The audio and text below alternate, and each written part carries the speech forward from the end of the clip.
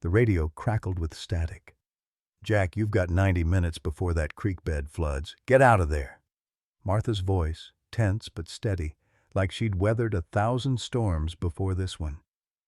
Jack Harrison squinted at the darkening sky as thunder rolled across the Texas hills. The heat pressed down, suffocating, the kind that comes before a deluge. That's when he heard it, a desperate guttural bellow cutting through the stillness. Following the sound, Jack crested a small rise and froze. In the depression below, a massive Brahman bull thrashed weakly in the grip of an enormous python, its coils tightening with each labored breath the bull took. "Dear God," Jack whispered, his hand instinctively reaching for his radio. Sometimes, the old-timer said, God gives you just one chance to make things right. Jack knew, looking at that bull's eyes, this was his. Leave a like and share your thoughts in the comments along with the city you're watching from now. Let's continue with the story. The Redemption Ranch Preserve stretched across 5,000 acres of Texas hill country, a sanctuary carved from the unforgiving landscape. 20 years as a ranger hadn't hardened Jack to moments like this. Nature's brutal efficiency still caught in his throat sometimes. The midday sun beat down mercilessly, baking the earth and turning the air into a shimmering haze. Weather Service had warned of flash floods by evening. A cruel irony in this parched land where rain, when it finally came, often brought destruction rather than relief.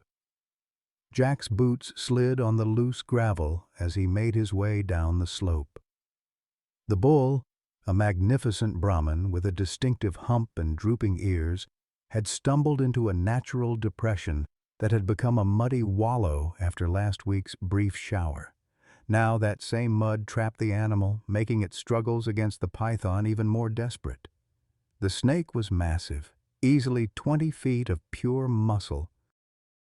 Its scales gleamed in the harsh sunlight as it methodically tightened around the bull's chest. Texas had seen more pythons in recent years, escapees from exotic pet owners or deliberate releases when the reptiles grew too large to manage. They were an invasive nightmare, and this one had found itself a meal far larger than nature intended. The bull's eyes rolled white with terror, its breathing becoming shallow and labored. Each exhale allowed the python to constrict further.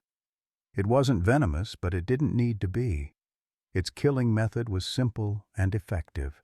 Squeeze until the heart couldn't beat anymore. "Martha, I've got a situation here," Jack spoke into his radio, never taking his eyes off the deadly tableau before him. Large Brahman bull caught by a python in the West Creek bed. Big one. Biggest I've seen. The radio crackled with Martha Wilson's voice, steady despite her 65 years. "Jack, that storm's moving faster than predicted. Creek bed's gonna flood in about 90 minutes. Can you clear out or do you need backup?" Jack studied the bull. Something about its eyes, deep brown and intelligent, tugged at him.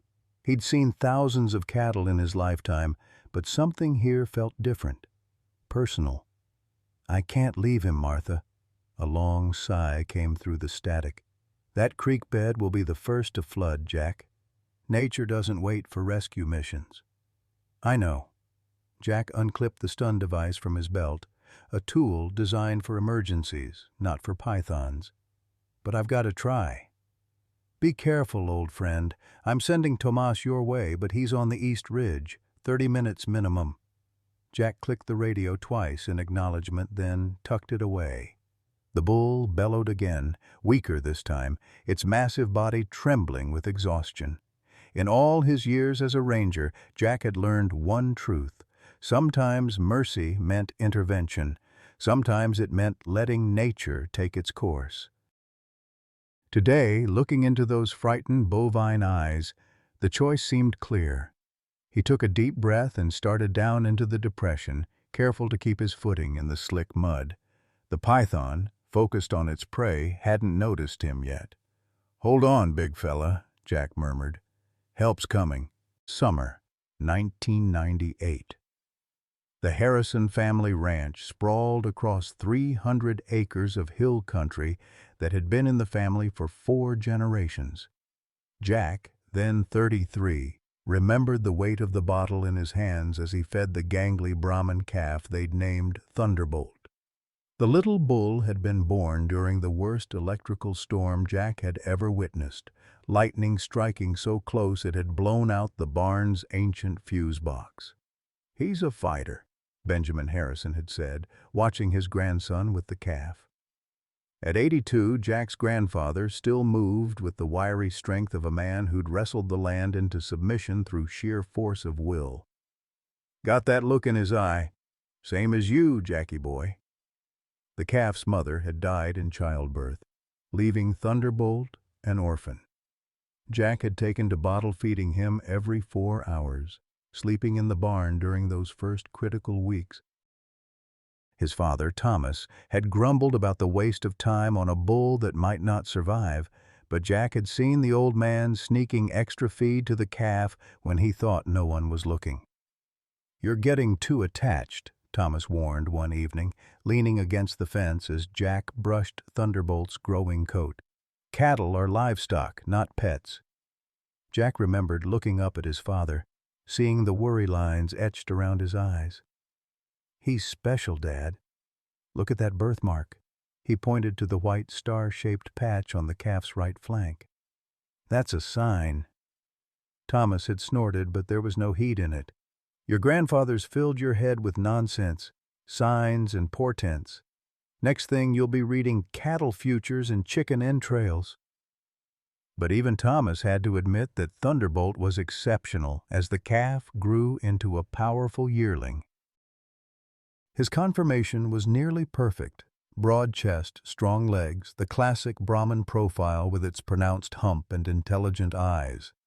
By 2 years old, Thunderbolt had become the pride of the Harrison Ranch, a potential foundation sire for their small but quality herd. "A man builds his legacy 1 generation at a time," Grandfather Benjamin would say, watching Thunderbolt lead the other young bulls to pasture. "Sometimes it's through his children. Sometimes it's through his life's work." Those were golden days on the ranch. Hard work from sunup to sundown, but satisfying in the bone-deep way that only comes from working the land. Jack remembered the quiet evenings on the porch, his grandfather telling stories about the ranch during the Dust Bowl, his father calculating feed costs for the winter, and Jack dreaming about the ranch's future. Then came the drought of 1999. It began slowly, a dry spring, a rainless June. By August, the stock tanks were empty mud pits, the pastures brown and crackling underfoot. The Harrisons sold off most of the herd early, hoping to weather the drought with their core breeding stock, including Thunderbolt. "We've survived worse," Benjamin insisted, though his eyes told a different story when he thought no one was looking. Jack caught him once, standing in the withered vegetable garden his grandmother had planted decades before, tears cutting tracks through the dust on his weathered face. October brought no relief. The well began to falter, producing less water each week. The remaining cattle gathered listlessly around empty troughs, their ribs increasingly visible beneath dull hides. December brought the bank notices. After 3 generations of Harrison ownership, the mortgage had never been paid late, until now. Thomas took a second job in town, coming home long after dark with his shoulders stooped and his hands raw. By February 2000, the decision could no longer be postponed. The remaining herd, including Thunderbolt, would have to be sold. "We'll build back," Thomas promised the night before the cattle truck was scheduled to arrive. The 3 Harrison men sat around the kitchen table, a bottle of whiskey between them. "This isn't the end." Grandfather Benjamin said nothing, his gnarled hands wrapped around a glass he hadn't touched. Jack knew the old man didn't believe it. At 84, he wouldn't live to see the ranch recover, even if such a thing were possible. The morning of the sale dawned clear and cold. Jack led Thunderbolt to the loading chute, the bull following him trustingly. At 4 years old, Thunderbolt was magnificent despite the hardship, over a ton of muscle and bone, with a quiet dignity that seemed almost human. "I'm sorry, old friend," Jack whispered, pressing his forehead against the bull's broad face. Thunderbolt huffed softly, his warm breath misting in the February chill. "I'd keep you if I could." As the truck pulled away, dust billowing behind it, Jack felt something break inside him. It wasn't just a bull they'd lost. It was the future they'd planned, the legacy they'd built, the connection to a way of life that stretched back to his great-grandfather's time. The ranch followed 6 months later, foreclosed and auctioned to a developer who planned vacation homes for wealthy Houstonians seeking hill country views. The Harrisons moved to a small house in town, Benjamin taking the back bedroom that caught the morning sun, Thomas and Jack sharing the converted garage. Thomas found steady work at the regional slaughterhouse, coming home each night smelling of blood and chemicals, speaking less and drinking more. Jack took construction jobs, helping build the very vacation homes that now stood on their former land. Grandfather Benjamin passed quietly in his sleep that December. "The land remembers," he told Jack the evening before, gripping his grandson's hand with surprising strength. "Even when people forget, the land remembers who tended it right." Thomas sank deeper into silence after the funeral. The slaughterhouse work hollowed him out in ways Jack couldn't reach. They lived like ghosts in their small house, passing without connecting. One night, 3 years after losing the ranch, Thomas broke his silence after his fourth whiskey. "I see them every day," he said, staring at nothing. "The cattle. Some of them look at you when they come through, really look at you, like they're asking why." He drained his glass. "Sometimes I think I see that bull of yours, the one with the star. I look for him." "Thunderbolt," Jack said softly. Thomas nodded once. "I tell myself it can't be him. Too many cattle through that place. But I look anyway." It was the longest conversation they'd had in months. The next morning, Thomas returned to his silence and Jack didn't press. Some wounds couldn't bear touching. When Thomas died in 2010, heart attack at the slaughterhouse, quick and without warning, Jack found a journal in his father's nightstand. The entries were sporadic, mostly numbers and dates. It took Jack weeks to realize they were records of cattle Thomas thought might have been from their old herd. Ear tag numbers, distinctive markings, dates they'd passed through the slaughterhouse. The final entry, dated just 3 days before Thomas died, read, "Brahman bull with star marking diverted to Rodriguez Ranch. Not Thunderbolt, too young. But remembered to look anyway. Son, a man's not measured by what he builds, but by what he saves when everything's falling apart." It was the most his father had said to him in years. Jack kept the journal, reading it sometimes late at night when the weight of the past pressed down on him. 2 years after his father's death, when the position opened at the newly established Redemption Ranch Preserve, Jack applied with his father's journal in his pocket. Now, 12 years later, staring at a bull in desperate need, Jack couldn't help but wonder if some debts could be repaid after all, if some losses, even decades old, might find their way home. Jack approached the struggling bull with measured steps, careful to stay out of the python's striking range. The massive reptile had coiled itself around the Brahman's chest and midsection, its muscular body contracting with each exhale. The bull's eyes rolled with terror, foam flecking its muzzle as it fought for breath. "Easy now," Jack murmured, though he knew neither animal was listening. Nature's drama played by different rules than human intervention. The stun device in his hand felt inadequate against the python's 20 feet of pure muscle, but it was the only tool he had. Designed to temporarily incapacitate aggressive animals with a mild electrical charge, it might surprise the snake enough to loosen its grip. The mud sucked at Jack's boots as he circled the pair, looking for the best angle. The python's triangular head rested near the bull's shoulder, its unblinking eyes focused on its prey. Jack needed to strike quickly and precisely, aiming for the head or the thickest part of the snake's body where the electrical charge would have the greatest effect. Thunder rumbled in the distance, closer now. The storm was advancing faster than predicted. Above the creek bed, dark clouds gathered, their bellies heavy with rain that would soon turn this depression into a deadly trap. 60 minutes to flash flood stage, Martha's voice crackled through the radio. What's your status, Jack? About to attempt intervention, he replied, never taking his eyes off the python. The bull's fading. Be careful. That snake could redirect to you in a heartbeat. Jack knew she was right. Pythons weren't venomous, but their bite was powerful, lined with curved teeth designed to grip prey. More dangerous still was their constricting power, enough to crush bones and stop a human heart in minutes. He inched closer, the stun device ready in his right hand. The bull's struggles had weakened noticeably in just the few minutes since Jack had arrived. There was no time for hesitation.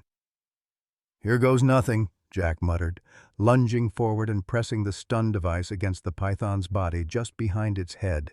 The effect was immediate. The python convulsed, its coils loosening momentarily as electricity disrupted its nervous system. The bull heaved a desperate breath, but before it could capitalize on the reprieve, the snake recovered, tightening its grip once more. Jack triggered the device again, but this time only a weak spark jumped between the electrodes. The battery, designed for multiple smaller charges, had depleted itself in that first powerful jolt. "Damn it!" Jack slapped the device against his palm, but the indicator light remained dead. He clipped it back to his belt, mind racing through alternatives. The bull bellowed, the sound weaker than before. It would lose consciousness soon, and once that happened, death would follow quickly. Jack had seen pythons take down prey before. The snake would maintain its grip until the heart stopped, then begin the slow process of consuming its meal whole. "Martha, stun device failed," Jack reported, searching his gear for anything that might help. "I need options." Static answered him. Jack checked the radio. The storm was interfering with transmission. He was on his own. Lightning flashed closer now, followed almost immediately by a boom of thunder that seemed to shake the ground. The bull flinched at the sound, a surprisingly strong reaction for an animal so close to exhaustion. Jack paused, something catching his attention.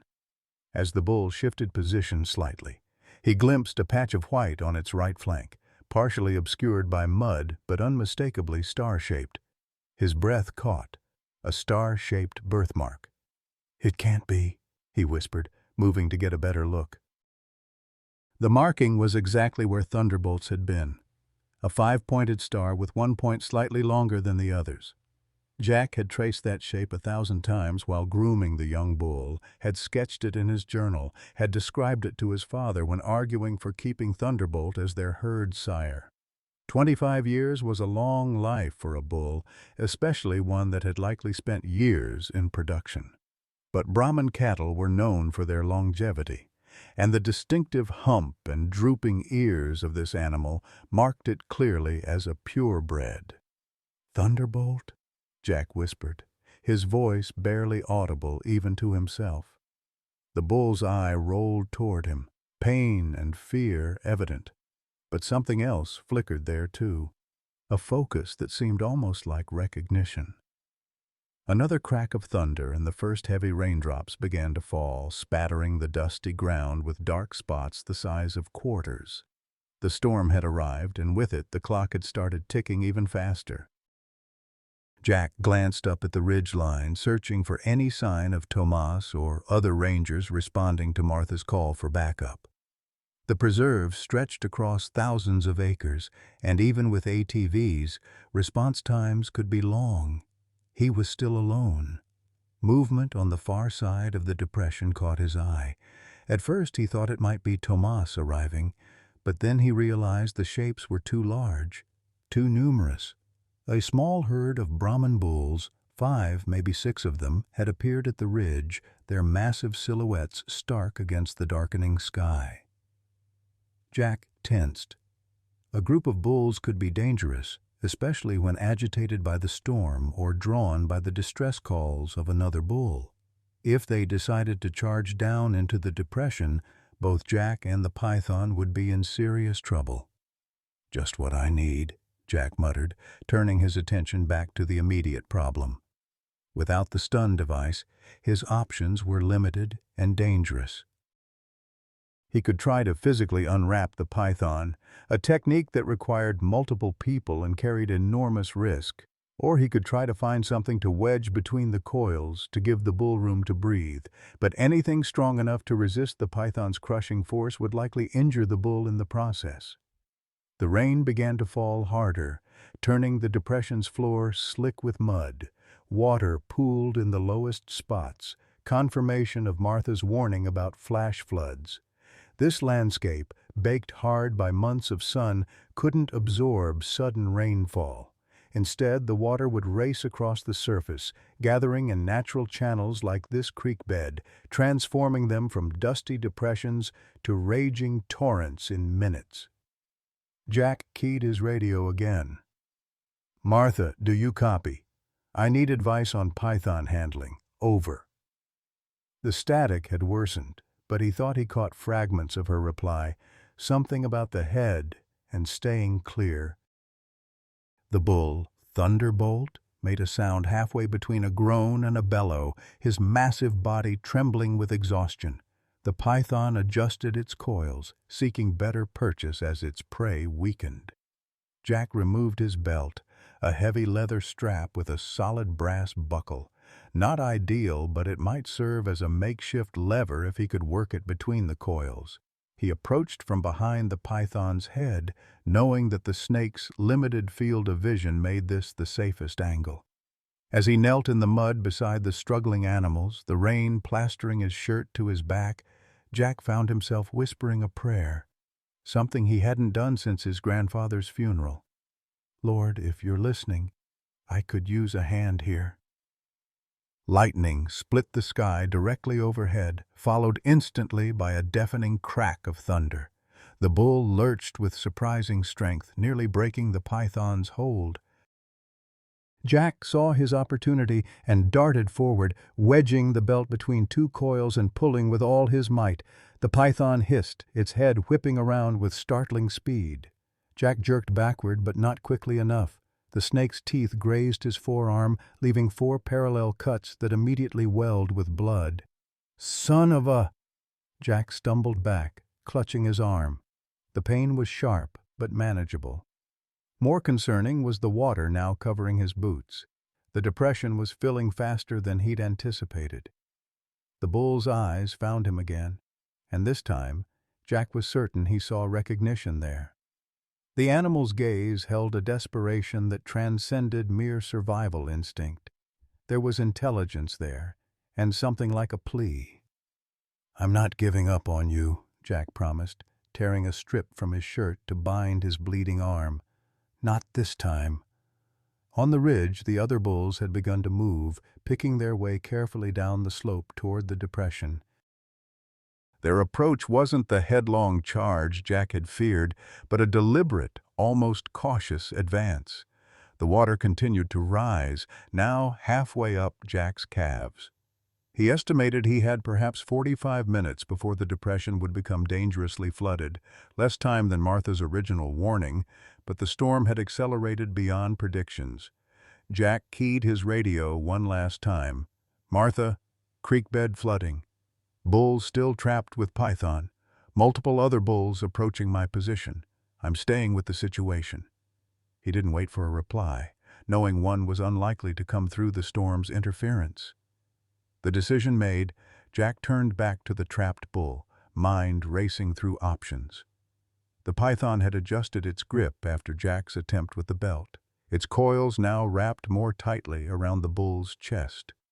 Time was running out, for the bull and for Jack himself. Lightning illuminated the scene in stark relief. The massive bull struggling for breath, the python's scales gleaming with rain, the water rising steadily around them, and on the slope, the other bulls advancing with surprising coordination. Jack Harrison, 58 years old and soaked to the skin, faced the elements with the same determination that had defined generations of his family. Whatever came next, he would not abandon this bull. Not if there was even the slightest chance it was Thunderbolt. Some debts, Jack believed, transcended time. Some promises remained valid even when everything else had been lost. The rain fell in sheets now, driven horizontal by gusting winds that whipped across the depression. Jack wiped water from his eyes, the cut on his arm throbbing beneath its makeshift bandage. He'd seen Texas storms before, lived through some of the worst the hill country could throw at a man, but the timing of this one couldn't have been worse. "Thunderbolt!" he called again, louder this time, fighting to be heard above the storm. The bull's head lifted slightly at the name, eyes finding Jack's face through the curtain of rain. It was subtle, could have been coincidence, the random movement of an animal in distress. But Jack felt certainty settle in his chest like a physical weight. This was Thunderbolt, his bull. Somehow, against impossible odds, they'd found each other again. "How in God's name did you end up here?" Jack murmured, moving closer despite the danger. The python had shifted position, its head now alert, tracking Jack's movements. The snake sensed a new threat, or perhaps a second meal. Jack's mind raced through possibilities. Thunderbolt had been sold 25 years ago when the drought forced the Harrisons to liquidate their herd. In the ordinary course of things, a bull like that would have spent a few years as a breeding sire, then been sent to slaughter when his productivity declined.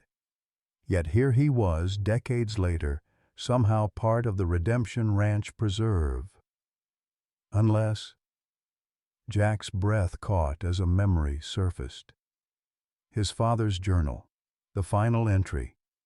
Brahman bull with star marking diverted to Rodriguez Ranch. Rodriguez Ranch, one of the original properties incorporated into the preserve when it was established. The elderly rancher had donated his land with the stipulation that his remaining cattle be allowed to live out their natural lives in the sanctuary. Jack had processed the paperwork himself, but had never made the connection. Had his father saved Thunderbolt? Had Thomas Harrison, in one final act of love, diverted the bull from the slaughterhouse kill floor to Rodriguez's care? A flash of lightning illuminated the scene, freezing it in stark white light.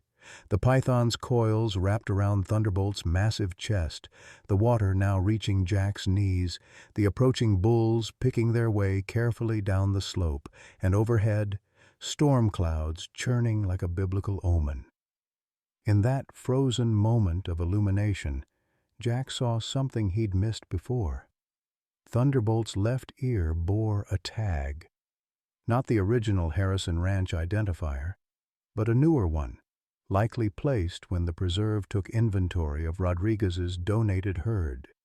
Even through the rain, Jack could make out the number, 147. The numbers from his father's journal flooded back.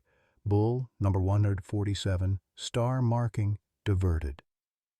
"You did save him," Jack whispered, not to Thunderbolt, but to his father's memory. "You kept looking for him all those years." The python shifted again, its coils tightening as it sensed Thunderbolt weakening. Jack knew he was running out of time. The water continued to rise, now halfway up his thighs, and the current was strengthening as the upstream deluge found its way to this natural channel.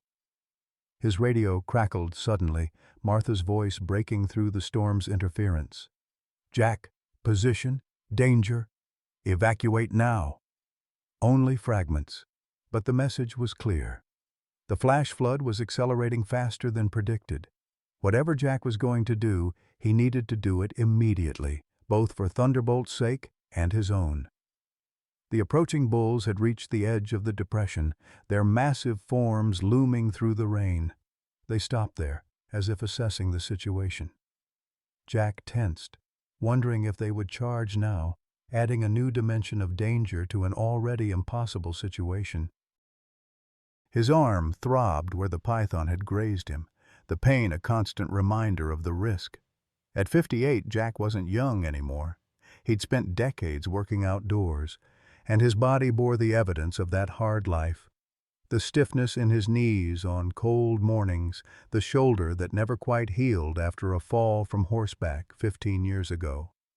If the python redirected its attack to him, or if the bulls charged, or if the floodwaters rose too quickly. Jack pushed the thoughts aside. Some choices weren't about odds or reason, some were about setting right what once went wrong. He remembered his father in those last years, the silence, the drinking, the hollow look in his eyes after days at the slaughterhouse. Thomas Harrison had been a cattleman, raised to respect the animals in his care. Working the kill floor had broken something essential in him. But he'd saved Thunderbolt. Despite everything, he'd found a way to spare at least one animal that had mattered to his son.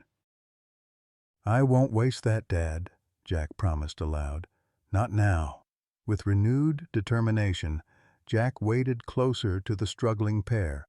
Without the stun device, he needed leverage, something to force between the python's coils to give Thunderbolt room to breathe and possibly break free. His eyes fell on a length of driftwood caught against a rock nearby, an old mesquite branch, weathered but still solid.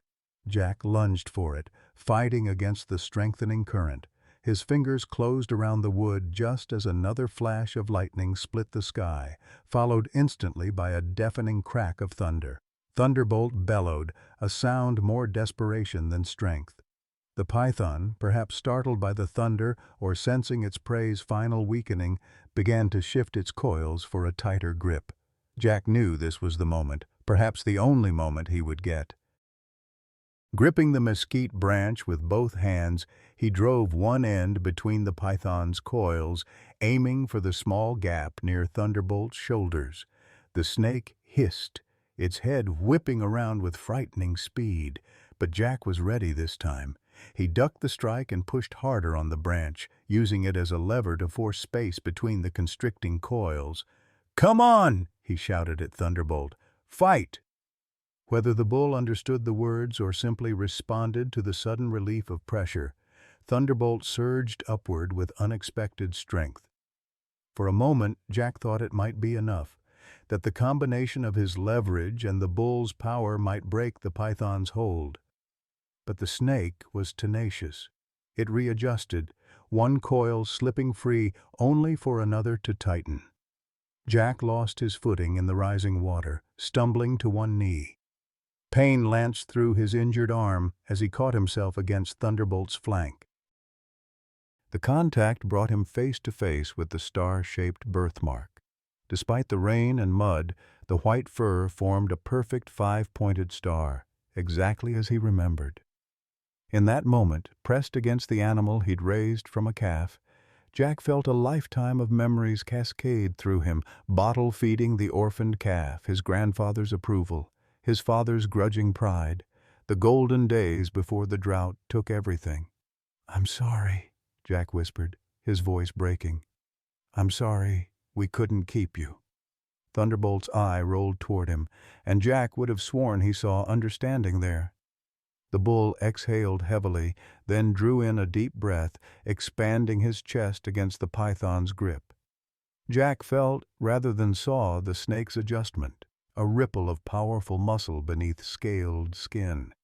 He barely had time to push away before the python's head struck again, this time connecting with his shoulder. Pain exploded through Jack's upper body as the snake's teeth sank through his rain-soaked shirt into flesh. With a shout that was half pain and half rage, Jack grabbed the python just behind its head, squeezing with all his strength as he tried to pry the creature's jaws from his shoulder. Blood mixed with rainwater, running down his arm in diluted rivulets. The water had risen to Jack's waist now, its current strong enough that he had to brace himself to remain standing. If he lost his footing again, the flood might sweep him downstream, python still attached. Through pain-blurred vision, Jack saw movement on the periphery. The other bulls had entered the water, forming a loose semicircle around the struggle. Their approach was methodical, purposeful, in a way that seemed impossible for animals supposedly driven by instinct alone. Jack had worked with cattle for decades, but he'd never seen behavior like this. Not from bulls, known for their independence and aggression toward one another. "Martha!" Jack gasped into his radio, unsure if it still functioned after his dunking. "Bulls approaching. Situation. Complicated." Only static answered him. Jack was truly on his own now, injured and caught between a python, a flash flood, and a half-dozen Brahman bulls with unknown intentions. The python finally released its grip on Jack's shoulder, but only to reposition. Jack knew he had seconds at most before it struck again. His left arm hung nearly useless, blood seeping through his torn shirt. With his right, he still gripped the mesquite branch, now his only weapon. Thunderbolt bellowed again, the sound somehow stronger despite his predicament. The other bulls answered, their deep vocalizations vibrating through the water surrounding Jack. It was almost as if they were communicating, impossible as that seemed. The python's head weaved, preparing for another strike. Jack raised the branch defensively, knowing it wouldn't be enough. His vision swam, blood loss and exhaustion taking their toll. The current tugged at his legs, eager to claim him for the flood. "I tried, Thunderbolt," Jack murmured. "I tried." Lightning flashed again, and in that frozen moment of clarity, Jack saw his father's face, not as he'd been in those final broken years, but as he'd been on the ranch, strong and certain, a man who knew his place in the world. Thomas Harrison had saved Thunderbolt when he couldn't save himself. Now, Jack wondered if he'd failed them both. As darkness edged his vision, Jack thought of his grandfather's words. "The land remembers who tended it right." Perhaps this was fitting, then, to end here, trying to save what his father had preserved, surrounded by the elements that had shaped his family for generations. Not the death he'd imagined, but one with meaning nonetheless. The python struck. Jack raised the branch in a final, desperate defense. And then, something impossible happened. The python's strike never landed. A massive form surged through the floodwater, one of the Brahman bulls, moving with shocking speed despite the current. Its horned head slammed into the snake's midsection, disrupting its aim and sending ripples through its coiled body. The python hissed, momentarily confused by this new threat. Jack staggered backward, clutching his bleeding shoulder. The scene before him seemed impossible. The bull had deliberately intercepted the python's attack. As he watched, stunned, the other bulls moved closer, forming a protective ring around Jack and Thunderbolt. Time seemed to fragment, present and past overlapping in Jack's pain-clouded mind. 20 years earlier, Jack had stood in the dying light of a Texas summer evening watching his father's pickup disappear down the gravel driveway. Thomas Harrison had been heading for his night shift at the slaughterhouse, shoulders already slumped in anticipation of the work ahead. "He doesn't talk anymore," Jack had told Martha Wilson during his job interview at the preserve. They'd been sitting in her cluttered office, surrounded by wildlife photographs and dog-eared research papers, not since we lost the ranch, especially not since he started at the slaughterhouse. Martha, already in her mid-40s then, but with the same sharp eyes she had now, had studied him over reading glasses perched on her nose. "And you want to work with animals because—" Jack had considered the question carefully. "Because I understand them. Because they deserve better than what most people give them. Because—" He'd hesitated, unsure how to express the complexity of his motivation. "Because your father couldn't save them all," Martha had finished for him, surprising him with her perception. "But maybe you can save some." The memory dissolved as one of the bulls bellowed, the sound cutting through the storm's fury. In the present, Jack forced himself to focus despite the pain radiating from his shoulder. The python had recovered from the initial surprise and was now faced with a dilemma: maintain its hold on Thunderbolt or defend against these new threats.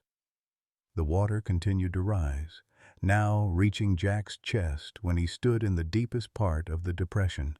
The current tugged at him, threatening to sweep him downstream if he lost his footing. The bulls seemed less affected, their 1,000-pound bodies more stable against the flood. "This is impossible," Jack muttered, watching as another bull lowered its head threateningly toward the python. Cattle weren't predators. They didn't coordinate attacks or defend unrelated members of their species. Yet here were 5 Brahman bulls, working in what appeared to be a coordinated effort to protect Thunderbolt and possibly Jack himself. His mind flashed back to the early days of the Redemption Project, his first major initiative after joining the preserve. The idea had come to him after finding his father's journal, after understanding that Thomas Harrison had quietly saved animals when he could, diverting them from the kill floor to Rodriguez Ranch. "It's not just a wildlife preserve," Jack had explained to the board. "It's a sanctuary for domestic animals, too, especially those that have served human needs and would otherwise be discarded." The resistance had been immediate. "We're conservationists, not animal rights activists," one board member had objected. "There are plenty of farm sanctuaries. That's not our mission." Only Martha had supported him initially. "The line between wild and domestic is arbitrary," she'd argued. "These animals are part of our ecosystem, too. And frankly, they need advocates with actual land and resources." The compromise had been the Redemption Project, a small pilot program within the larger preserve focused on rescuing and rehabilitating former farm animals. Jack had started with just a few acres and a handful of animals: 3 dairy cows too old to produce, a retired rodeo horse, and a dozen chickens rescued from a shuttered factory farm. He'd never imagined it would grow to include Thunderbolt, or that the project would eventually become one of the preserve's most popular attractions, drawing visitors and donations that supported their broader conservation work. Lightning flashed again, illuminating the improbable scene in the flooding creek bed. The python's hold on Thunderbolt had loosened slightly as it divided its attention between its original prey and the threatening bulls. Thunderbolt himself seemed to have gained a second wind, his massive body straining against the constricting coils with renewed vigor. Jack knew he needed to act, to take advantage of this unexpected intervention. But his injured shoulder limited his options, and the rising water made every movement a struggle against the current. "Jack!" The shout barely carried over the storm's fury. Jack turned to see a figure on the ridge above the depression: Tomas Reyes, one of the younger rangers, waving frantically. Behind him, Jack could just make out Martha's distinctive silhouette, her white hair visible even through the rain. Help had arrived, but Jack doubted they could reach him in time. The water was rising too quickly, the current strengthening with each passing minute. From his position in the depression, Jack could see water streaming over the ridge in multiple places, feeding the growing flood. "Get back!" Jack shouted, gesturing with his good arm for Tomas to retreat. "Flood's coming!" Whether Tomas heard him was unclear, but the young ranger disappeared from the ridge, presumably to find another approach. Martha remained, a steadfast presence overseeing the unfolding drama. Jack turned his attention back to the immediate crisis. One of the bulls had moved directly alongside Thunderbolt, pressing its body against the python's coils as if trying to physically push them away. Another had positioned itself between Jack and the python's head, effectively shielding him from further strikes. The behavior was so extraordinary that Jack would have doubted his own eyes if the evidence weren't right in front of him. In all his years working with cattle, he'd never witnessed anything like this level of apparent cooperation between bulls, animals typically driven by competition rather than collaboration. Yet here they were, working together in what seemed like a deliberate rescue effort. Jack's scientific mind searched for explanations. Herd behavior triggered by stress, coincidental movements that only appeared coordinated, some remnant of wild instincts from their ancestors. None of the explanations seemed adequate for what he was witnessing. The water had reached Jack's shoulders now. Soon, even the bulls would lose their footing, and the python would either have to release Thunderbolt or drown alongside its prey, nature's brutal mathematics at work. 15 years earlier, after the Redemption Project had been operational for 5 years, Jack had given Martha a tour of the expanded facilities. They'd stopped at a pasture where several rescued cattle grazed peacefully, including an ancient Hereford cow that had been saved from slaughter. "You know what I've noticed?" Jack had said, watching the animals with quiet satisfaction. "They remember, not just in the way all animals remember food sources or threats. They remember kindness. They remember people who've treated them well, even years later." Martha had nodded thoughtfully. The more we study animal cognition, the more we realize how little we actually understand about their inner lives. Elephants mourn their dead. Crows solve complex puzzles and hold grudges. Why not cattle? "My grandfather used to say animals have souls just like people," Jack had told her. "Not the same kind, maybe, but souls nonetheless. He said you could see it in their eyes if you knew how to look." Martha, ever the scientist, had smiled indulgently. "I don't know about souls, Jack, but I know intelligence and emotion when I see it. And I see it here." Now, struggling to keep his head above the rising floodwater, Jack looked into Thunderbolt's eyes and saw something that transcended simple animal instinct: recognition, determination, perhaps even something like trust. The python's grip had loosened further as it dealt with the combined threats of the other bulls and the strengthening current. Thunderbolt heaved against the remaining coils, nearly breaking free. Jack pushed toward them, fighting the current with his one good arm, determined to help in what might be their final chance. Just as he reached them, a massive surge of water swept down the creek bed, the leading edge of the flash flood Martha had warned about. Jack felt his feet leave the ground as the current caught him, tumbling him downstream like a discarded toy. He fought to keep his head above water, gasping for breath whenever he broke the surface. The world became a chaos of brown water, driving rain and disorienting motion. Jack caught glimpses of the bulls, their massive forms better able to resist the current, but still struggling against its force. Something solid struck Jack's back, a tree trunk or large branch swept along by the flood. Pain lanced through his already injured body, driving what little air remained from his lungs. As darkness crept into the edges of his vision, Jack's last coherent thought was of Thunderbolt, whether the bull had broken free, whether Jack's father's final act of mercy would prove enough to save him after all these years.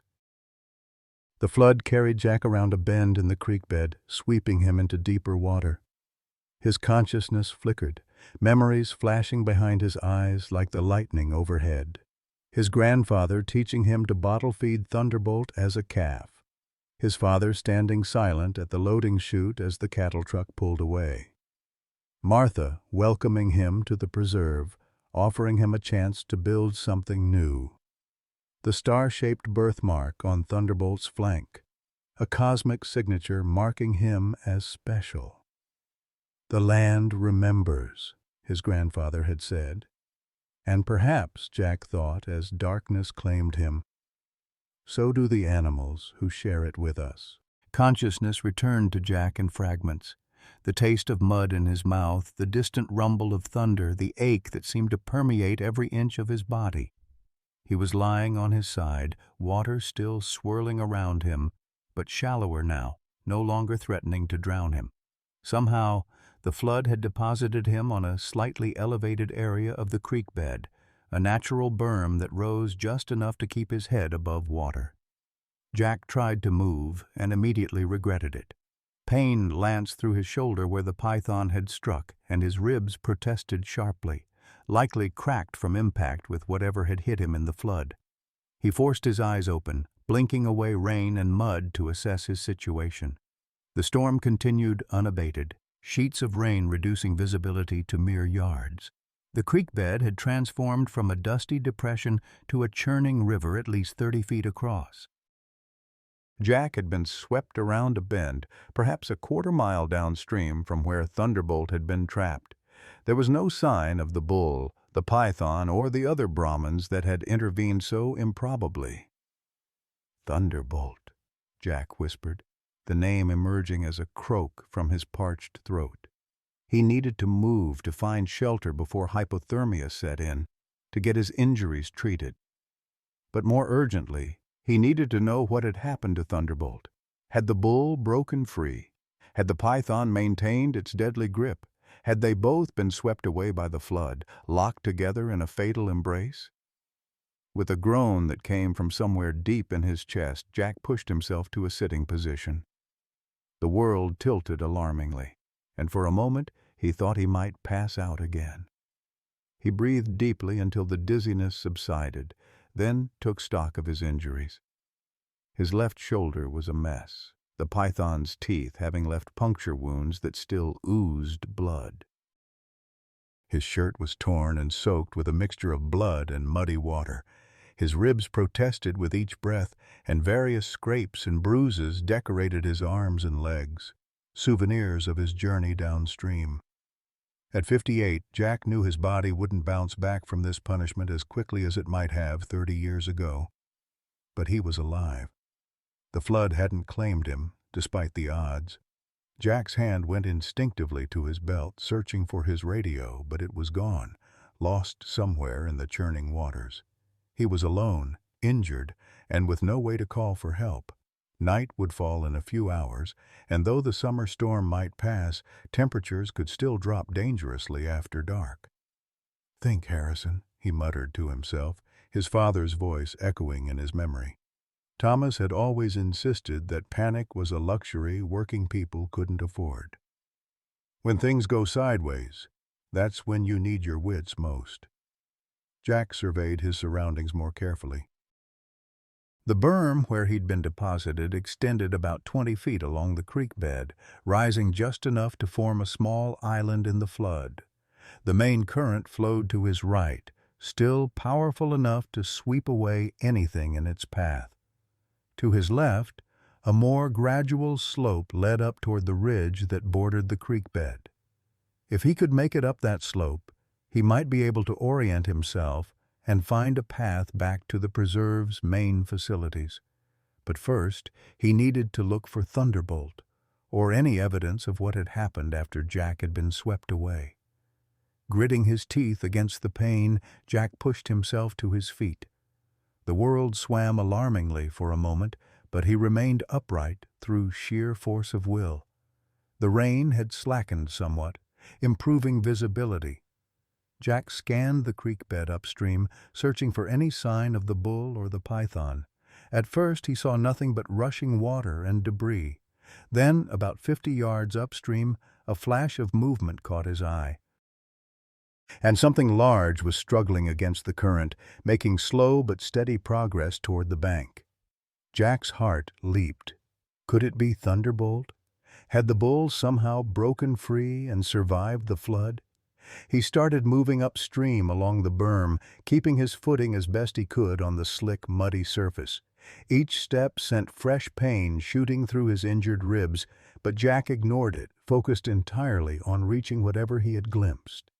As he drew closer, the shape resolved itself into not one but several large forms, Brahman bulls, their distinctive humped profiles unmistakable even through the rain. They had formed what looked almost like a living breakwater in the flood, their massive bodies creating a pocket of calmer water behind them. And in that protected space, Jack saw him. Thunderbolt, still alive, free of the python's coils at last. The bull was clearly exhausted, his head hanging low as he fought to maintain his position in the flood. But he was alive, and he was free. "Thunderbolt!" Jack called, his voice barely carrying over the sound of rushing water. The bull's head lifted slightly, ears swiveling toward the sound. For a moment, Jack thought he might have imagined the response. Then Thunderbolt turned, eyes finding Jack through the rain, and something like recognition flickered in that ancient gaze. The sight filled Jack with a wild, irrational hope. If Thunderbolt had survived, if he had somehow broken free of the python's deadly embrace, perhaps it wasn't just blind luck. Perhaps there was meaning here, a circle closing after 25 years. Jack's grandfather had always insisted that life moved in cycles, not straight lines. "The wheel turns," he would say, gazing out at the ranch land his own grandfather had settled. "What goes around comes around, good and bad alike." The other bulls shifted position, still maintaining their protective formation around Thunderbolt, but now seeming to guide him toward the bank where Jack stood. Their movements were deliberate, coordinated in a way that defied conventional understanding of bovine behavior. Jack's scientific mind searched for explanations, herd protection instincts, some form of primitive altruism, or was it something deeper, something that spoke to a level of intelligence and emotional complexity that science was only beginning to acknowledge in non-human animals? Whatever the explanation, the reality before Jack's eyes was undeniable. The bulls were working together to save one of their own, showing a level of cooperation he'd never witnessed in his decades working with cattle.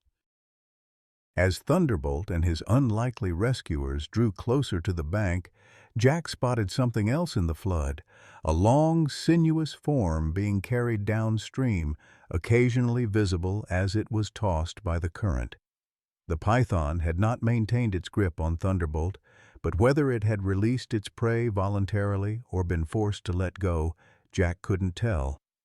Either way, the snake was now at the mercy of the flood, its tremendous strength no match for the water's fury, nature's justice perhaps, the predator becoming prey to an even greater force. Jack's attention returned to Thunderbolt, who had nearly reached the shallower water near the bank. The bull's progress was painfully slow, each step clearly an effort after his ordeal with the python in the flood. The other bulls maintained their protective formation, though they too showed signs of exhaustion. "Come on, old friend," Jack urged, moving as close to the water's edge as he dared. "You can make it." Thunderbolt's eyes found his again, and in that moment, Jack felt a connection that transcended the years and hardships that separated them. This wasn't just any bull. This was the calf he'd bottle-fed through those long nights in the barn, the yearling who had followed him like a massive puppy, the young bull that had shown such promise before the drought took everything. This was living proof that his father, for all his brokenness, had found a way to save something precious when it mattered most. A wave of dizziness swept over Jack, a reminder of his own precarious condition. Blood loss, exposure, and injury were taking their toll. He needed medical attention soon, or he might not survive to see Thunderbolt safely back to the preserve. The irony wasn't lost on him. After 25 years, they'd found each other again only to face the possibility of another separation, this one permanent. "Not if I can help it," Jack muttered, forcing himself to remain upright through sheer stubborn will. "Not this time." Thunderbolt had reached the shallows now, water flowing around his massive legs as he struggled toward dry ground. The other bulls remained nearby, as if ensuring he completed his journey to safety. One of them, a younger bull with a white face, positioned itself beside Thunderbolt, providing support as the exhausted animal made his final push toward the bank. Jack's vision blurred, darkness creeping in at the edges. He fought against the encroaching unconsciousness, determined to witness Thunderbolt's return to solid ground. This moment felt important beyond reason. a vindication of his father's secret act of mercy, a completion of a circle broken by drought and economic hardship decades earlier. As Thunderbolt's front hooves found purchase on the muddy bank, Jack heard the distant sound of an engine. An ATV, perhaps, somewhere on the ridge above. Help was coming, though whether it would arrive in time for either Jack or Thunderbolt remained an open question. "My grandpa always said courage is just standing your ground when everything tells you to run," Jack whispered, echoing words he'd heard countless times as a boy. The phrase had seemed simple then, a cowboy's straightforward philosophy. Now, watching Thunderbolt fight his way to safety despite overwhelming odds, Jack understood its deeper truth. Courage wasn't fearlessness. It was endurance, persistence, the determination to continue when logic said surrender was the only sensible option. Thunderbolt had shown that courage, refusing to succumb to the python's deadly embrace, even when his strength was failing. The other bulls had shown it too, intervening when instinct should have driven them to flee from both the predator and the flood. And Jack's father, a broken man who'd lost everything that mattered to him, had found the courage to save one animal when he couldn't save himself. That quiet act of mercy had created a connection through time, bringing Jack and Thunderbolt together again in this improbable moment. The engine sound grew louder. Through the rain, Jack glimpsed movement on the ridge, figures descending toward the creek bed, calling his name. Martha would have organized a search party as soon as she lost radio contact with him. The preserve had protocols for rangers caught in dangerous weather, contingency plans for exactly this type of emergency. But protocols and plans seemed insignificant compared to what Jack was witnessing. Thunderbolt had reached the bank fully now, his massive form trembling with exhaustion but upright, alive against all odds. The other bulls remained nearby, their mission apparently completed but their presence still protective. As darkness finally claimed him, Jack's last thought was not of fear or pain, but of a quiet wonder at what he had been privileged to witness.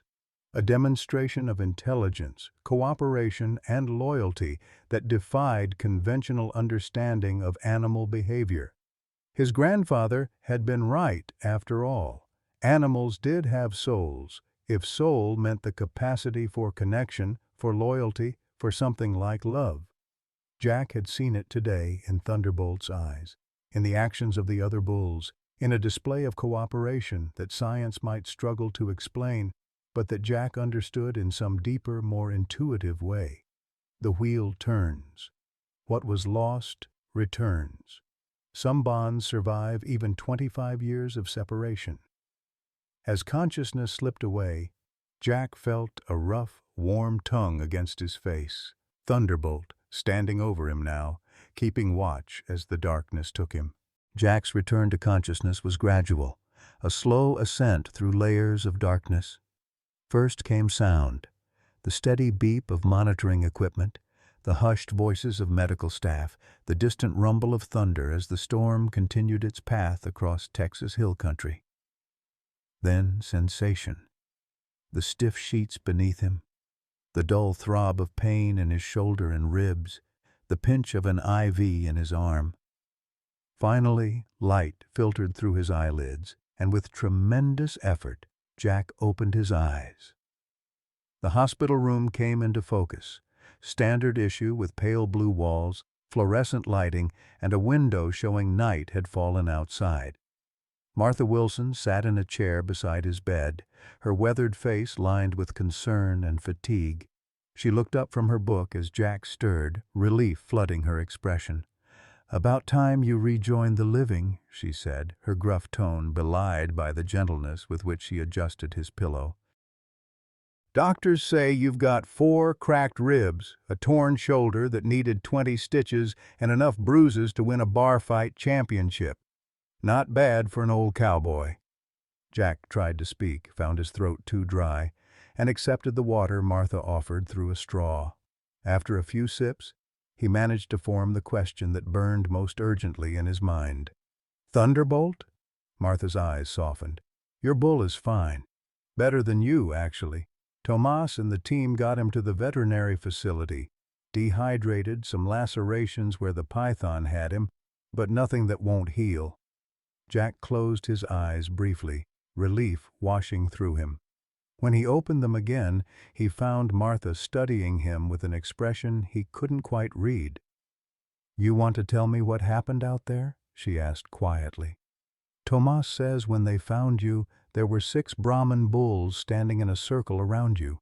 They wouldn't let the rescue team approach until I arrived. Had to talk to them like they were humans before they'd back off." Jack wasn't surprised. After what he'd witnessed in the creek bed, a protective circle of bulls seemed almost ordinary. But how to explain it to Martha? Scientist, pragmatist, woman who dealt in observable facts rather than the inexplicable. "They saved him," Jack said simply. "They worked together to distract the python, to help Thunderbolt break free. I've never seen anything like it." Martha nodded slowly, as if this confirmed something she'd been considering. The team reported similar observations: coordinated movements, protective behaviors, communication through vocalizations. She leaned forward, elbows on her knees. "In 30 years of wildlife management, I've never documented anything like it in bovines. It contradicts everything we understand about bull behavior, especially among unrelated individuals." "My grandfather would say they have souls," Jack offered, watching Martha's reaction carefully. To his surprise, she didn't dismiss the idea outright. "I don't know about souls, Jack, but I know what I saw, what the team reported, and what the security cameras on the ridge captured." She pulled out her tablet, swiped through to find a video, and handed it to Jack. The footage was grainy, distorted by rain, but clear enough. It showed the creek bed from above, capturing the moment when the bulls formed their protective formation around Thunderbolt, coordinating their movements to shield him from both the python and the strengthening current.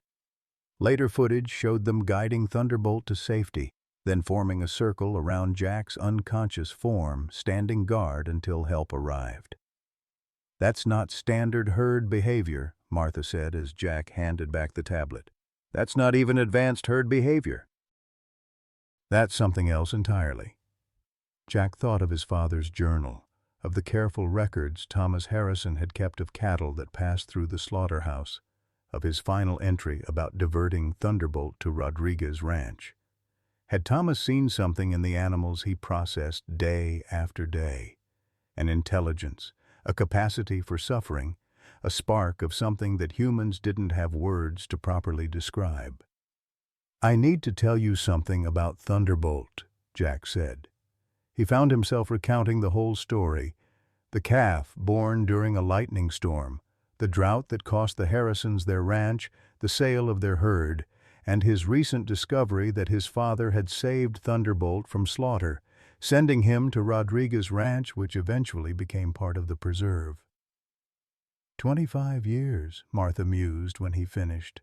That bull is nearly ancient by domestic standards, and he recognized you after all this time?" "He knew me," Jack confirmed, certainty in his voice.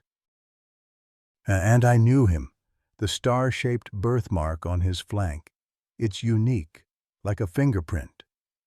Martha was silent for a long moment, processing this information with her scientist's mind.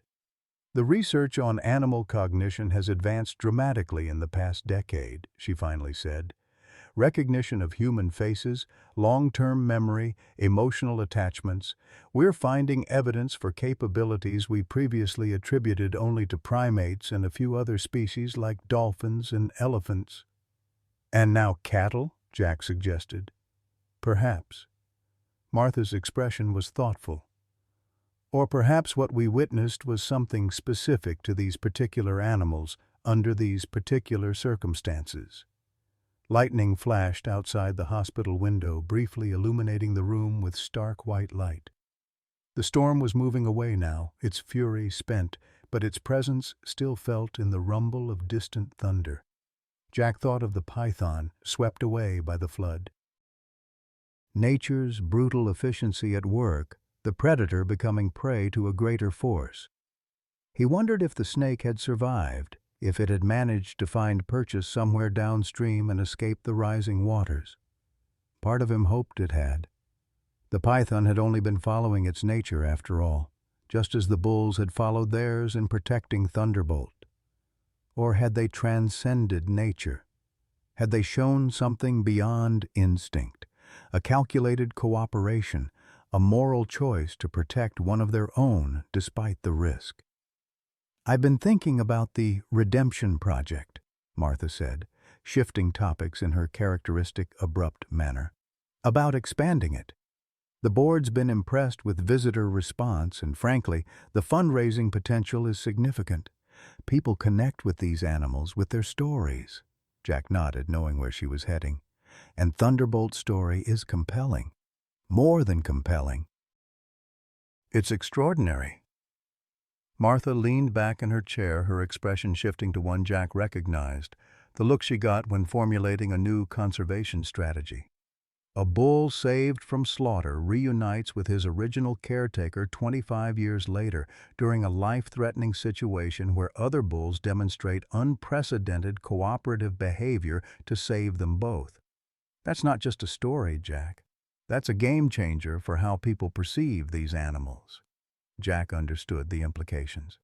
The Redemption Project had always operated on the fringes of the preserve's primary conservation mission. With this story, and the video evidence to support it, Martha could make a case for expanding the project's scope and resources.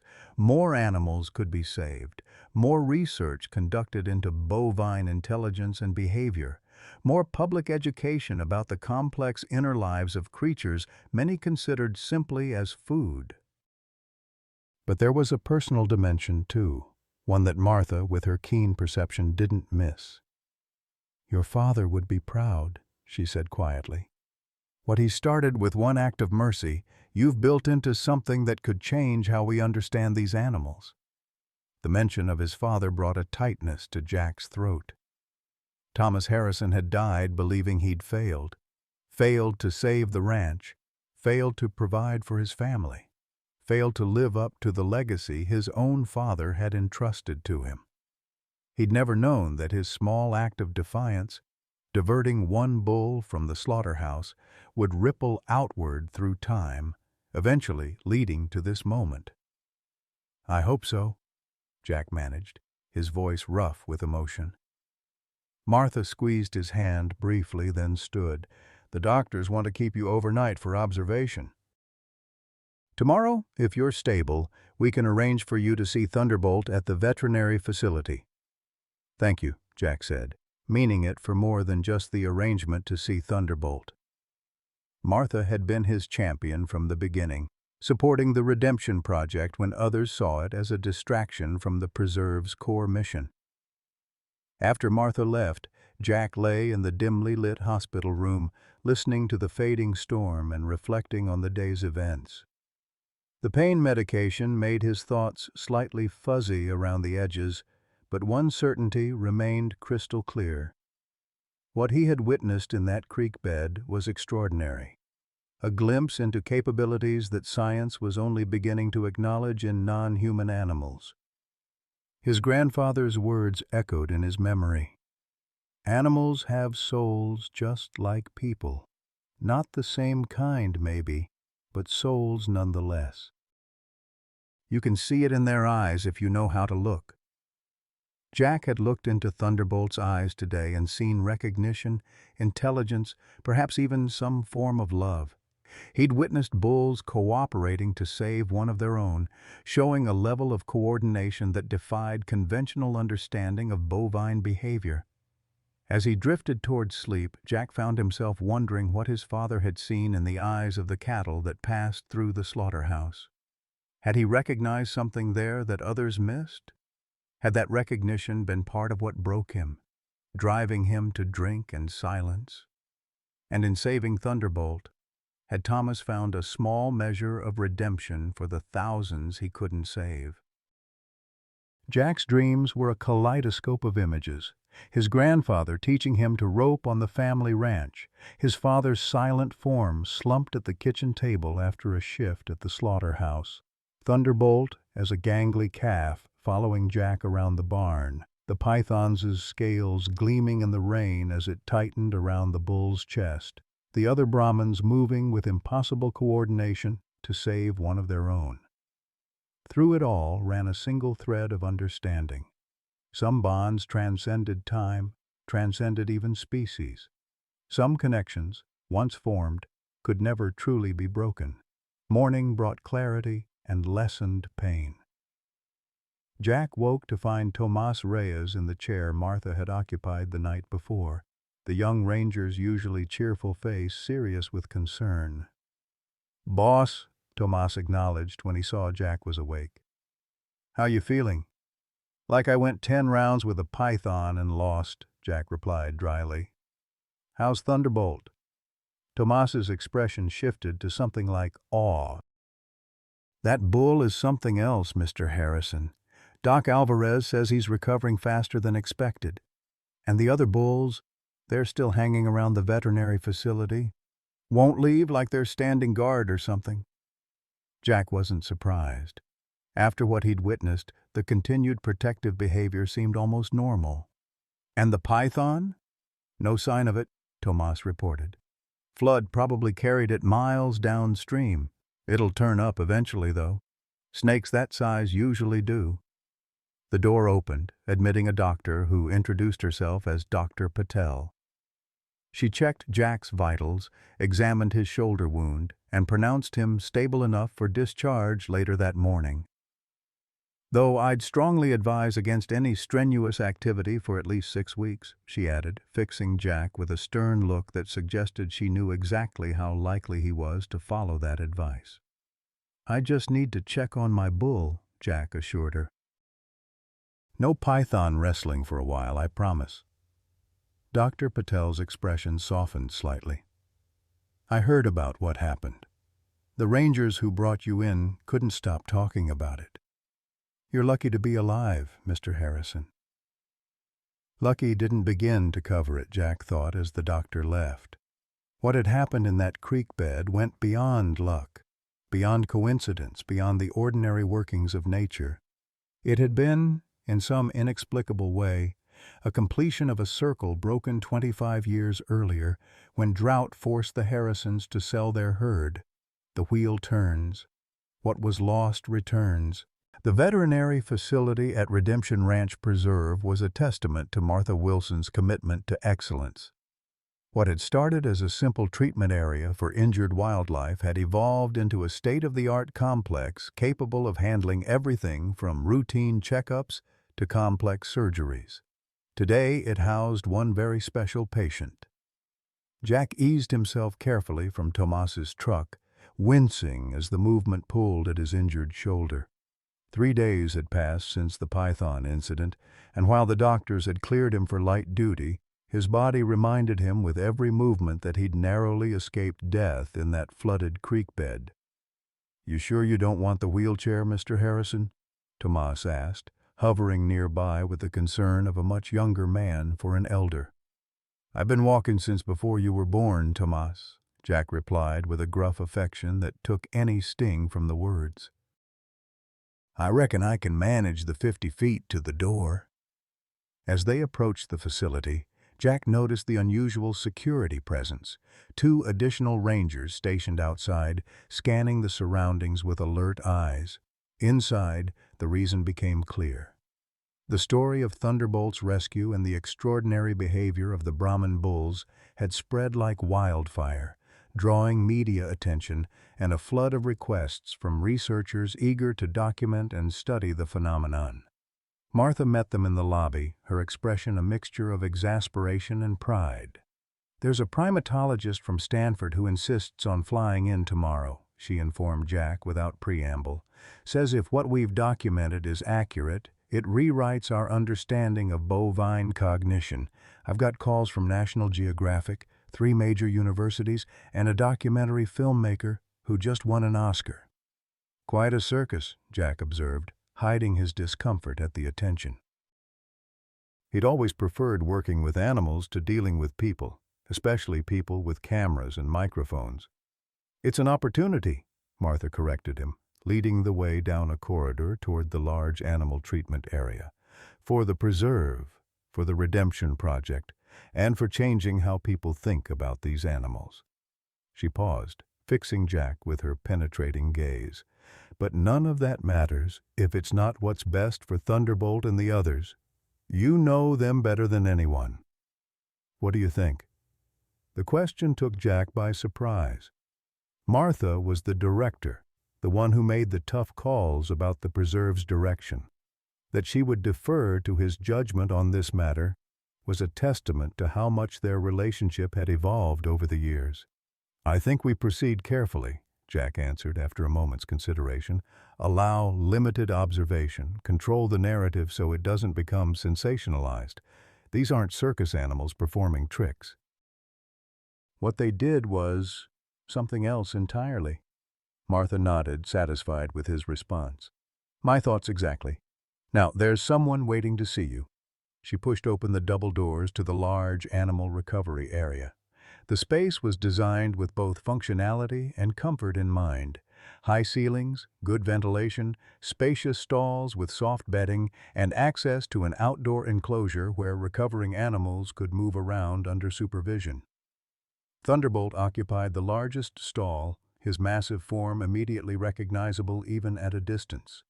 As they entered, his head lifted, ears swiveling forward with alert interest.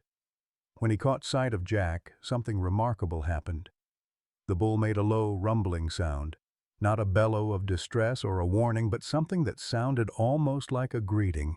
He's been doing that whenever we mention your name, the attending veterinarian, Dr. Alvarez, said as she approached from a nearby workstation. It's quite extraordinary. He associates the sound of your name with your presence, showing anticipatory behavior. Jack barely heard her. His attention was fixed entirely on Thunderbolt, on the recognition he saw in those deep brown eyes, on the star-shaped birthmark partially visible on his flank. 25 years melted away, and for a moment Jack was back on the Harrison Ranch, a younger man with dreams untouched by drought and hardship, and Thunderbolt was the promising young bull that represented the future of their herd. "Hello, old friend," Jack said quietly, approaching the stall with a steady, measured pace. Thunderbolt watched him approach, utterly calm despite his recent trauma. The bull's body bore evidence of his ordeal, bandages covering lacerations where the python's coils had damaged tissue, an IV line providing antibiotics and fluids, but his eyes were clear and alert. Dr. Alvarez stepped beside Jack, providing a professional assessment. His recovery has been remarkable. The lacerations are healing cleanly, his vitals are strong, and he's eating well. Physiologically, he's much stronger than we'd expect for a bovine of his advanced age. He was always tough, Jack replied, reaching the stall and extending his hand palm up in greeting.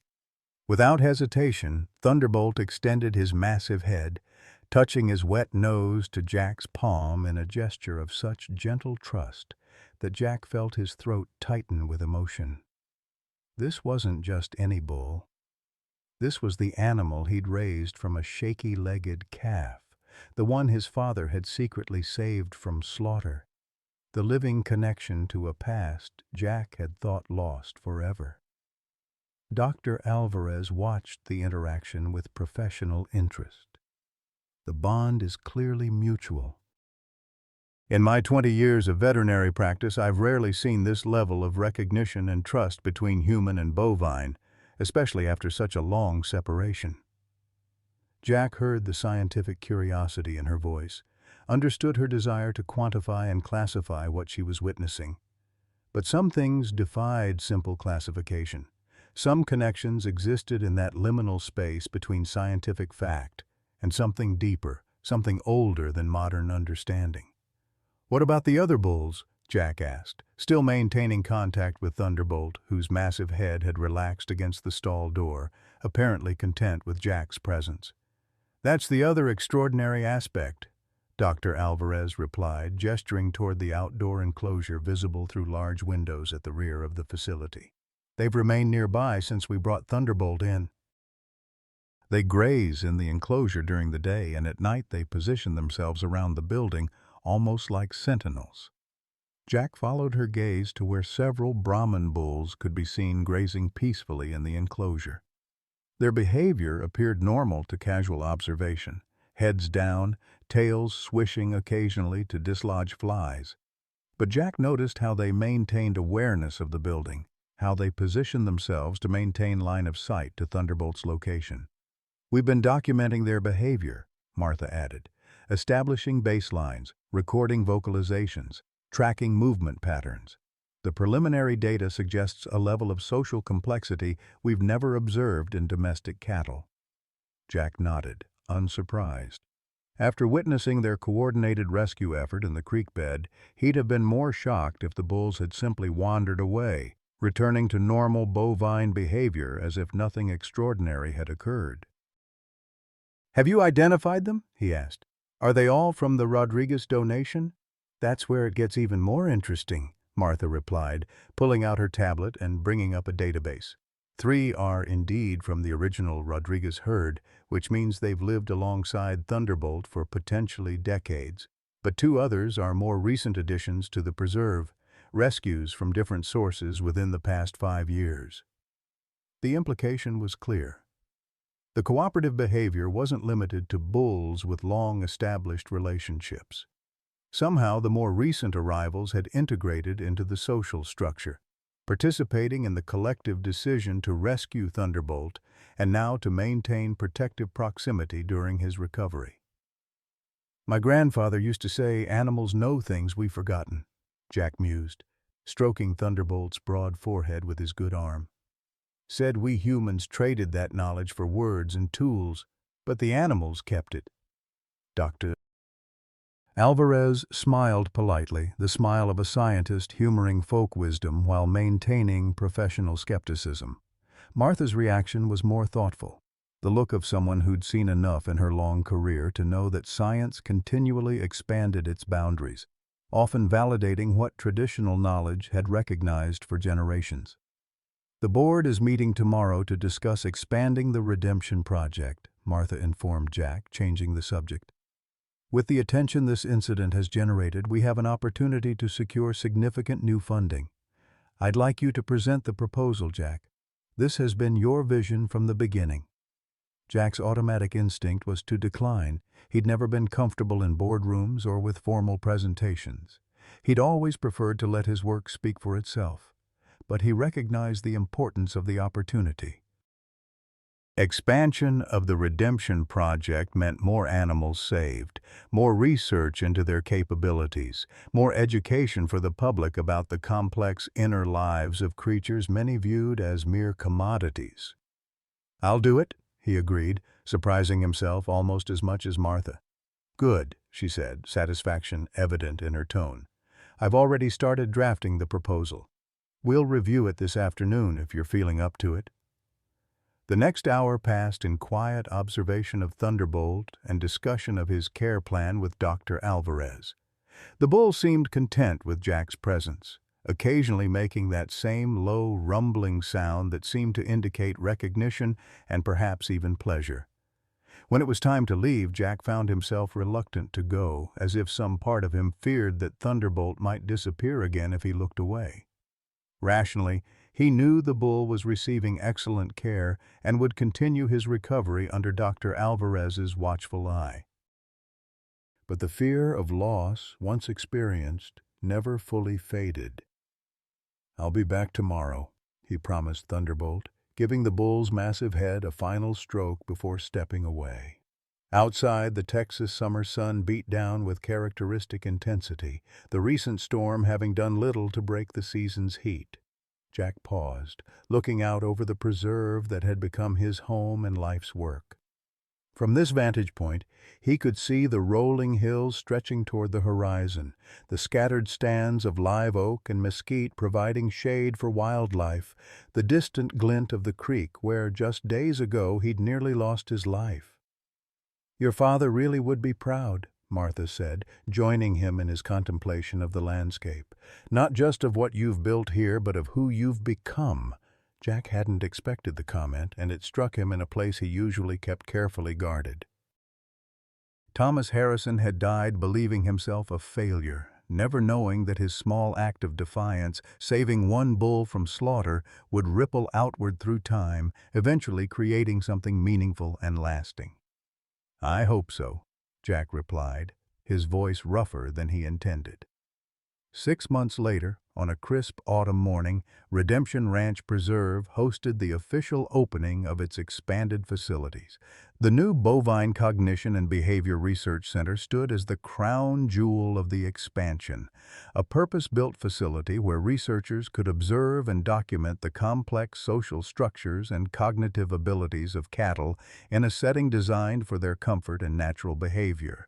Thunderbolt, fully recovered from his ordeal, had become something of a celebrity.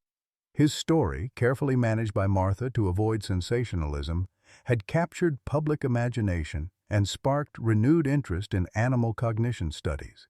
More importantly, it had opened wallets. Donations had poured in, allowing the preserve to expand not just its research facilities, but also its rescue operations. The opening ceremony was small and dignified, in keeping with the preserve's mission. No flashy ribbon-cutting or pompous speeches, just a gathering of staff, researchers, and key supporters to mark the occasion.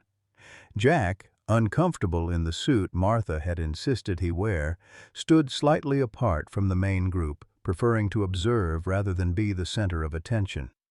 "Quite a change from when you first pitched the Redemption Project," Martha commented, joining him with 2 cups of coffee and handing one to Jack. At 65, she showed no signs of slowing down, though she'd begun mentioning retirement more frequently in recent months. "Never thought it would grow like this," Jack admitted, accepting the coffee gratefully. The morning chill had aggravated the stiffness in his injured shoulder, a permanent reminder of his encounter with the python. "Didn't you?" Martha raised an eyebrow. "I seem to recall a rather passionate young man telling me that we had a moral obligation to recognize the intelligence and emotional capacity of all animals, not just the traditionally charismatic species." Jack smiled at the memory. "I was still angry then. Angry about the ranch, about my father, about the whole system that treats animals as commodities instead of living beings with their own inherent value." "And now?" Martha prompted. Jack considered the question, looking out over the new facility where Thunderbolt and his companions grazed peacefully in a spacious enclosure. The bull had made a complete recovery, his coat glossy with health, his movements showing none of the stiffness one might expect in a bovine of his advanced age. The other bulls remained with him, their unusual social bond now the subject of multiple research studies. "Now I'm grateful," Jack finally answered. "Grateful that my father found the courage to save one bull when he couldn't save himself. Grateful that you took a chance on a crazy idea from a guy with more passion than credentials. Grateful that I've lived long enough to see something good grow from all that loss." Martha nodded, understanding in her eyes. They stood in companionable silence, watching as a group of visitors approached the enclosure, listening attentively as a young ranger explained the significance of what they were observing. "We're changing minds," Martha observed. "One visitor at a time, one study at a time, we're changing how people think about these animals." "That's worth something," Jack agreed. Later that afternoon, after the visitors had departed and the day's formalities concluded, Jack made his way alone to Thunderbolt's enclosure. The bull, as if sensing his approach, moved away from the others to meet him at the fence. "Hey, old friend," Jack greeted him, extending his hand in what had become their ritual. Thunderbolt gently bumped his nose against Jack's palm, that same rumbling sound emanating from his massive chest. After a moment, the bull turned his head slightly, drawing Jack's attention to the star-shaped birthmark on his flank, the distinctive pattern that had helped Jack recognize him after 25 years of separation. "You know, my grandfather used to say the land doesn't belong to us. We belong to the land," Jack said conversationally, as if the bull might understand the words themselves rather than just the tone of his voice. Said we're just borrowing it from our grandchildren." Thunderbolt's ear flicked, his intelligent eyes fixed on Jack's face with what seemed like genuine attention. "I think he was right about that," Jack continued. "And maybe about souls, too. Something in you recognized me after all those years." Something remembered. The bull made that rumbling sound again, pressing his massive head against the fence as if seeking closer contact. Jack obliged, stroking the broad forehead with a gentleness that belied his weathered appearance. From across the enclosure, the other bulls watched this interaction, their postures alert but relaxed, seemingly content with Thunderbolt's safety in Jack's presence. Their extraordinary behavior during the rescue had sparked multiple research projects, with preliminary findings suggesting levels of cooperation and social complexity previously undocumented in domestic cattle. Science would eventually offer explanations for what Jack had witnessed in that flooded creek bed, perhaps identifying specific communicative behaviors or documenting the neurological basis for bovine social bonds. But no scientific paper could fully capture what Jack felt in this moment, this connection with an animal he'd raised from a calf, lost to economic hardship, and found again through what some might call coincidence, but Jack preferred to see as something more meaningful. The wheel turns. What was lost returns. As the Texas sun began its descent toward the horizon, painting the preserve in hues of gold and amber, Jack Harrison stood with his hand resting on Thunderbolt's broad head, two survivors united by an improbable journey spanning 25 years. Whatever science might eventually determine about bovine cognition and behavior, Jack knew this truth with certainty. Some bonds transcended time and circumstance, connecting lives across decades in ways that defied simple explanation. His father had understood that, in his way. Thomas Harrison, broken by loss and trapped in work that violated his deepest values, had still found the courage to save one animal, an act of mercy that rippled outward through time, eventually creating something neither father nor son could have imagined. Redemption came in many forms, Jack reflected. Sometimes it arrived in grand gestures or dramatic moments. But more often it began with small acts of kindness or courage, a bull diverted from slaughter, a sanctuary created from loss, a connection maintained against impossible odds. As darkness settled over Redemption Ranch Preserve, Jack gave Thunderbolt a final pat and turned toward home, carrying with him the quiet certainty that some debts had been paid, some circles closed. Tomorrow would bring new challenges, new animals to save, new minds to change. But for now, in this moment between day and night, it was enough to know that what his father had saved, Jack had found again. Not just a bull, but a purpose, a calling, a way to honor the land and the creatures who shared it. The wheel turns, life continues, and sometimes, if we're fortunate, what we lose finds its way back to us, transformed by time but still recognizable, still precious, still ours to protect. In a world that often moves too fast, Jack Harrison's story reminds us that some bonds never break, even across decades. When Jack risked everything to save Thunderbolt, he wasn't just rescuing a bull. He was honoring his father's quiet act of mercy years before. Like Jack, many of us carry the weight of what we've lost. Family farms, parents who never saw their sacrifices bear fruit, or connections we thought were gone forever. But the wheel turns. What seems lost sometimes returns in unexpected ways, offering us second chances we never thought possible. Jack's reunion with Thunderbolt after 25 years speaks to something deep in our souls, the hope that it's never too late for reconciliation, recognition, or redemption. The animals in our lives often understand loyalty and love better than we do, seeing us with unwavering clarity across time. Have you experienced a meaningful reconnection later in life that brought healing? Or perhaps, like Jack's father, made a small act of kindness that rippled outward in ways you never witnessed. Share your story in the comments, because every time we recognize each other's journeys, we strengthen the invisible threads that connect us all.